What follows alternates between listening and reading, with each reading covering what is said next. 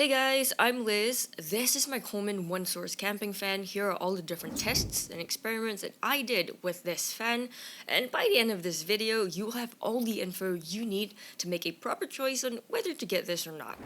First up, we're going to start with the unboxing. I picked up this Coleman fan from Amazon last year during Black Friday in November, so it's been about 5 months now that I've had this fan. I'll put all the different shots of the packaging on the screen here just in case you want to check out what it looks like when it's brand new. And now for the unboxing process.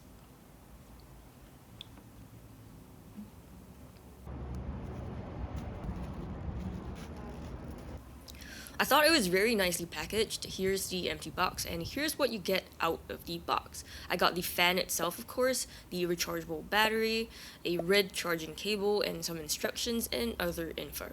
At the bottom of the fan, you'll find this compartment here, and that's for the OneSource rechargeable battery. To insert it into the fan, look for a white button on the battery and another one on the fan. Rotate the battery counterclockwise a little bit while using a little bit of strength to push on it as you rotate it. There will be one part where the battery clicks into place. After that, just turn it clockwise and it'll be secure in the fan. Also, just take note that this fan doesn't come charged, so let's first get it charged. At the bottom of the rechargeable battery, you'll find two flaps. One of them is for charging up the battery, and there's a USB-C input for you to do that. Take your provided cable, plug the USB-C end into the input. The other is just a regular USB, which goes into any wall outlet you can find. Once you do so, one of the battery lights at the bottom will start blinking. About 30 minutes in, the second light will start blinking. About 2 hours in, the third light will blink. And at about 3 hours and 15 minutes in, give or take 5 minutes, the fan will be fully charged and all 3 lights become solid and don't blink. It'll take only about 2 hours if you're charging from a 2.4 ampere output or 5 hours from a 1 ampere output, so mine's somewhere in between. Now the other flap at the bottom of the rechargeable battery, when you open that up, it'll show a regular USB port, and this is the output port. Just plug in your phone cable in here. Mine's an iPhone 12 lightning cable, and after that you gotta hit this button over here to activate the phone charging. I currently have a full charge, so that's 3 battery lights, and my phone starts charging at about 20%. Here's roughly what the process is like. About half an hour in, 50% charge on my phone, and I noticed that there are only 2 battery lights left. 1 hour in, 78% charge on my phone and only 1 battery light left. 1.5 hours in, I've got a 98% charge, and here's where I plugged my phone out. Now, I've got 1 battery light left, and I restarted the charging again the next day, starting at 59%. 15 minutes later, I noticed that the last battery light starts blinking, and that's when you know it's very low on battery. But I did manage to get my phone to a 97% charge after an hour, and there were no lights left. So here's a quick summary of all the info I've given you. The first charge gave me a total of 78%. The second charge gave me a total of 38%. And since I consider 1 full charge to be about 80%, I'd say this gives me about 1.5 charges on my iPhone 12. The capacity of this fan is 4,800 milliampere hour, while the iPhone capacity is 2,815. So you can't get 2 full charges. I think 1.5 charges is probably the max. And I did have enough leftover battery for 8 minutes of high fan speed or 24 minutes of low fan speed. Just a quick note before we move on to other features, this fan has a 3-year warranty. It says so right here on the box itself. This Coleman fan has a single adjustable knob at the front of the fan here. The O means that it's off, 1 means that it's on low fan speed, and 2 means that it's on high fan speed. And you can see the fan blades moving as I turn it on and off. To test for fan speed, I got this mini anemometer. I'll turn the fan on to the first low speed, and when I hold the anemometer right in front of the fan, and we'll just let the reading stabilize a little bit, I got a reading of just about 2 meters per second. Next, when I turned the fan to the second speed, which is the high speed, I got a reading of just slightly under 3 meters per second, averaging maybe about 2.8 to 2.9 meters per second. I also wanted to measure the airflow distance, so I sat in my room with no wind at all. I put the anemometer up close to the fan and slowly increased the distance from the fan. Then I located the exact spot where the meter hit a 0 meters per second reading. Notice that the blades of the anemometer are still turning, but it's not fast enough to register a wind speed reading. And the distance from the fan at this spot came in at about 88 inches. This is the max airflow distance on high speed, and the low speed comes up to about 48 inches. When it comes to tent camping, 88 inches technically spans almost the entire length of a 6-person tent. But when I used a windmill to test this again, it stopped spinning entirely at about the 66-inch mark. That means anything beyond that is so minimal and so weak that it can't even spin this cheap windmill. With this airflow distance, this fan is meant for more like a 2-person tent, max a 4-person tent. You can't expect it to cool everyone off in a 6-person tent. To test for the noise level, I also got a sound level meter. Here's the base sound level with the fan turned off, and the reading comes in at about 41 decibels. Now, when I turn the fan on, the first low speed, the sound meter goes up to 55 decibels. And on the second higher speed, the sound meter goes up to about 66 to 67 decibels. And if you're wondering, here's what they sound like.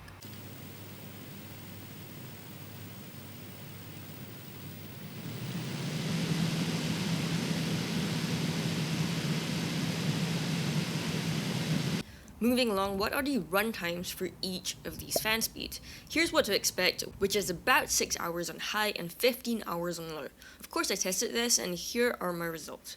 My testing on high speed was slightly under what it was supposed to be, coming in at about 5 hours and 40 minutes. And on the low speed, I got about 17 and a half hours. But the thing is, I only got about 15 hours of fan speed on the low 2 meter per second reading. At about the 15-hour mark, the fan speed dropped down to 1.5 meters per second instead, which is about a 20 to 25% drop. So in total, that's about 17 and a half hours, which is not too bad, I guess. This Coleman fan also surprisingly comes with a flashlight. There's this button at the bottom of the fan on the battery here. You'll see this light icon on it, and if you press and hold it for about 2 to 3 seconds, a flashlight will turn on. This was one feature I was not expecting to see in a camping fan. This flashlight is supposed to be about 10 lumens, which is what the marketed spec says it is, but when I tested it, the lumen output came in at about 57 lumens instead. This is not a super high output, but it's still a nice feature to have. I'll put some shots up on the screen here so you can compare there being no light to how much this tiny flashlight lights up. It's actually not terrible and does provide quite a bit of light. To turn the flashlight off, just press and hold the same button again for 2 to 3 seconds and it'll go off.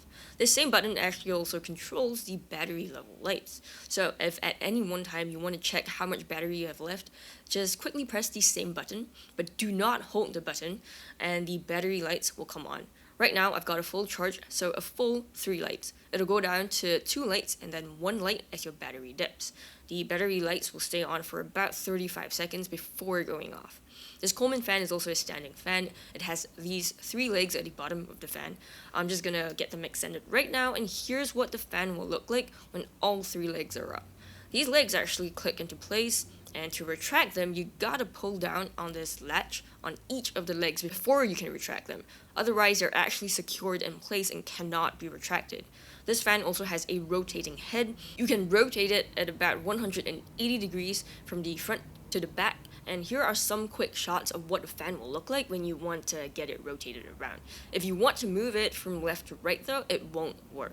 And also, if you want to angle it a little more downwards, it doesn't work either. This is the max that it will go. One more feature this fan has as we get rid of all the legs now is this nice big metal hook at the bottom of the fan. You can use this to carry it around, like so, or you can hang it up at the top of the tent, like so. This is roughly what it'll look like at the top of the tent. The rotating head is useful again here. You can angle it towards one half of the tent instead of just facing downwards. This fan has an IPX4 rating. This is a water-resistant rating, which means it should be able to take light to moderate rains fine. So I rain tested this fan, and after about 30 minutes of moderate rain, I'll put some shots of the rain testing on the screen here for you to check out. It actually held up fine. The adjustment knob still works great, the 2 different fan speeds work great, and because the ports on the rechargeable battery were right at the bottom, the seal on these ports were actually pretty tight and they were completely dry from the rain. The little tiny drops of water here on the second port was because my hand was wet. As for weight, this fan came in at about 22.4 ounces, which is about 634 grams if you need that conversion. The size of the face of the fan came in at almost exactly 7 by 7 inches in diameter, which is also about 17.8 by 17.8 centimeters if again you need that conversion. The pack length came in at about 11 inches or about 28 centimeters.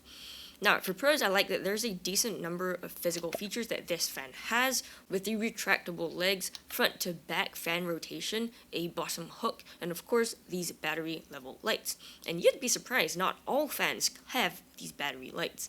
This fan doesn't come with a timer though, if you need something like that to conserve battery. I was pleasantly surprised by the extra flashlight though. I thought it was a nice feature to have just in case you need some light in the middle of the night. This flashlight lights up enough and doesn't use up a lot of battery at the same time. I ran another high fan speed test all the while having the flashlight turned on, and while a full charge on high speed gives me about 5 hours and 40 minutes of runtime, turning on the flashlight at the same time the entire time gave me a runtime of 5 hours and 34 minutes, or just a 6-minute or 2% decrease in runtime. So you can use the flashlight whenever you want to use it. It doesn't take up a lot of battery. I also thought that the runtimes provided by Coleman were actually fairly accurate to what I found in my testing. I think this is a great fan to use for 1 or maybe even 2 people, and personally I really liked to be able to retract the legs and then stuff it into a chair cup holder because it fits perfectly. No other fan I had was able to do this and get so close to me while I was sitting on a chair. But of course we have all the cons as well, and the first one is that there are only 2 fan speeds. This is typical of like cheaper end camping fans. Most of my more expensive ones have 3, maybe even 4 fan speeds. Also, the highest fan speed isn't very high, topping off just slightly under 3 meters per second. The airflow distance is also not very far. Honestly, when I hung this at the top of my sunroom 6-person tent, which has a peak height of about 74.5 inches, I could barely feel it when I was lying at the bottom of the tent. That's why I recommend sticking this in a 2, maybe even a 4-person tent, not a 6-person tent.